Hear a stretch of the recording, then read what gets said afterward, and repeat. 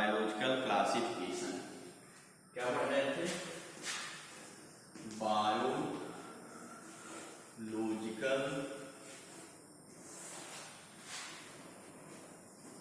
Classification.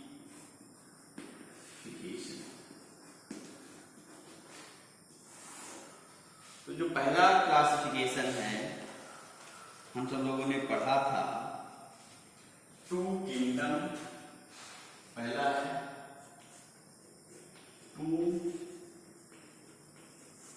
Kingdom classification.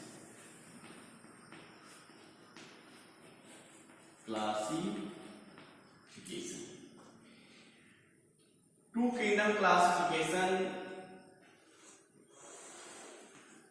जिस वैज्ञानिक ने दिया है उनका नाम है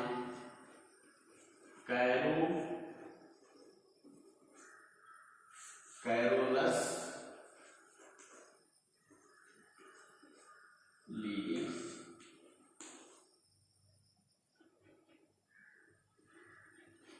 कैरोलस लीनियस।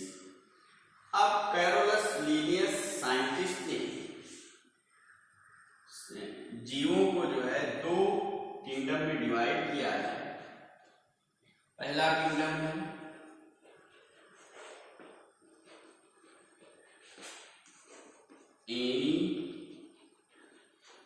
एनिमेलिया, दूसरा किंगडम है प्लांटी। आप इसे हिंदी में कह सकते हो जंतु जगत, और इसको हम लोग क्या कहते हैं? पादप जगत। पादप जगत। तो कैरोलस लीनियस जो वैज्ञानिक थे उन्होंने जीवों को दो समूह में क्लासिफाइड किया है, एक एनिमेलिया में, दूसरा प्लांटी में। इन्होंने संपूर्ण एनिमल को एनिमेलिया में रखा और संपूर्ण प्लांट को प्लांटी में रखा। किस आधार पर? प्रेजेंस ऑफ क्लोरोफिल, जिसमें क्लोरोफिल एब्सेंट था उनको जो है जंतु जगत में रखा, और जिसमें क्लोरोफिल प्रेजेंट था उसको प्लांटी में रखा। और एक कैरेक्टर लिया इन्होंने सेलवाल, जिसमें सेलवाल प्रेजेंट था, उन्होंने उसको प्लांट में रखा। जिसमें सेलवाल एब्सेंट था उनको जो है एनिमल में रखा या एनिमेलिया में रखा। फिर मूवमेंट के आधार पर उन्होंने जो मूव कर सकते उनको जंतु जगत में, जो स्टे या मूव नहीं कर सकते उनको जो है प्लांटी में रखा। तो ये हम सब लोग कल पढ़े थे। आज जो हमको पढ़ना है, फिर इसके बाद में देखिए, इसके बाद में आया two kingdom classification. Two kingdom system या क्लासिफिकेशन कह सकते हैं।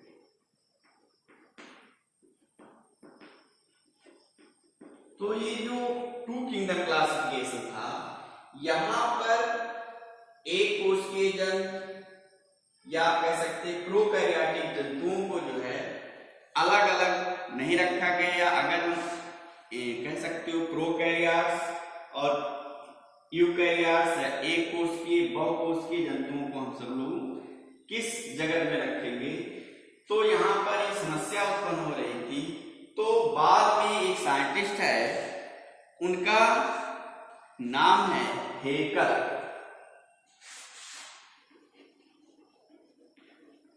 हेकल साइंटिस्ट ने जितने एक कोशिकीय जंतु थे या कह सकते हो कि यूनिसेलुलर जितने जंतु थे उनको सभी को अलग एक किंगडम में रखा। उसका नाम है प्रोटिस्टा। प्रोटिस्टा। और मतलब आप कह सकते हो कि एक कोशिकीय जंतुओं को उन्होंने किसमें रख दिया? प्रोटिस्टा में। जितने एनिमल्स प्लांट के शेष बचे सभी को इन्होंने किसमें रख दिया, प्रोटिस्टा में। फिर प्रोटिस्टा में भी जो इन्होंने रखा था, एक समस्या और उत्पन्न हो रहा था, प्रोकैरियोट्स यूकैरियोट्स को किसमें रखा जाए।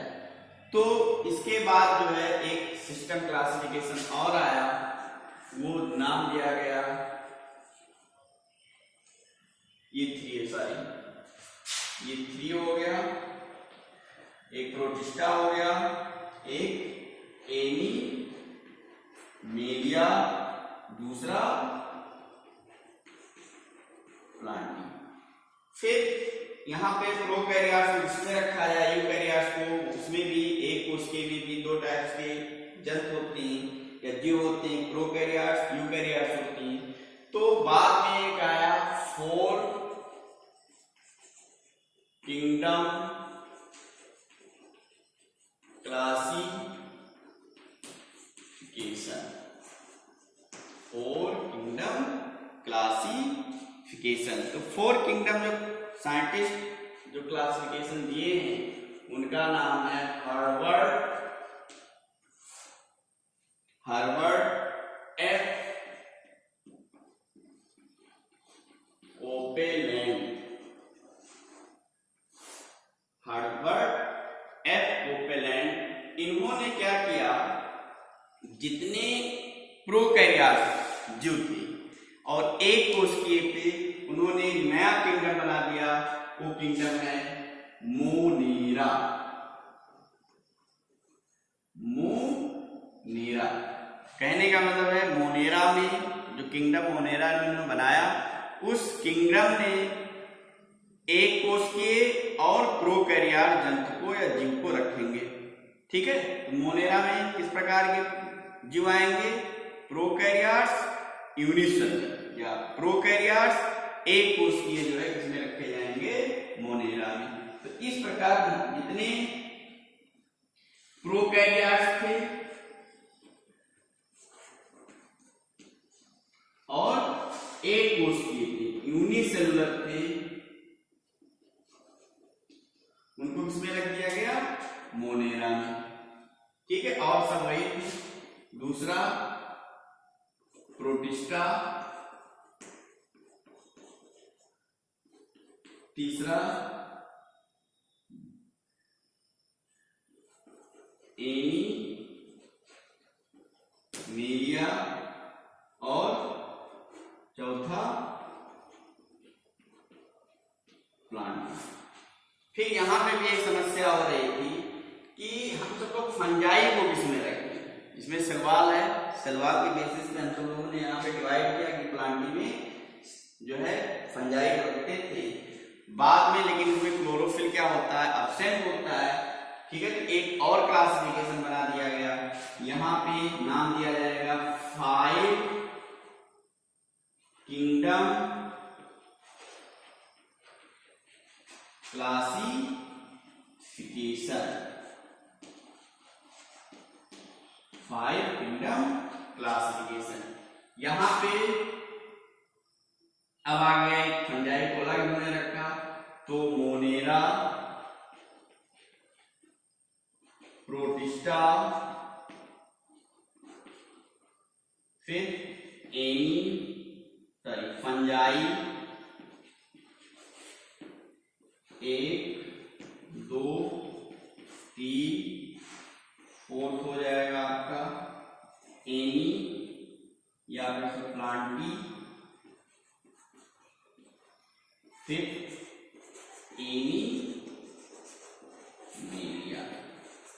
अब ये जो क्लासिफिकेशन दिए हैं उनका वैज्ञानिक का नाम है R.H. व्हिटेकर। इसने दिया 5 किंगडम क्लासिफिकेशन, R.H. व्हिटेकर। तो देखते हैं यहाँ पे, कहने का मतलब ये है हमारा कि हम सब लोग जो चैप्टर पढ़ रहे हैं, बायोलॉजिकल क्लासिफिकेशन पढ़ रहे हैं, तो जब मानव का सिविलाइजेशन हुआ तो उन्होंने अपने बुद्धि के आधार पर जीवों को जो है वर्गीकृत किया। कोई वहाँ पे जो है वैज्ञानिक मानदंड नहीं था या साइंटिफिक कैटेगरी या क्राइटेरिया नहीं था। उसके बाद धीरे धीरे वैज्ञानिकों ने जो है जीवों को क्लासिफाइड किया। पहला जो क्लासिफिकेशन दिया गया वो है अरस्तु ने दिया। किसने दिया? अरस्तु ने। फिर उसके बाद में आया two kingdom classification. Two kingdom classification ने समस्त जीवों को दो जगत में रखा, एनिमेलिया और प्लांटी।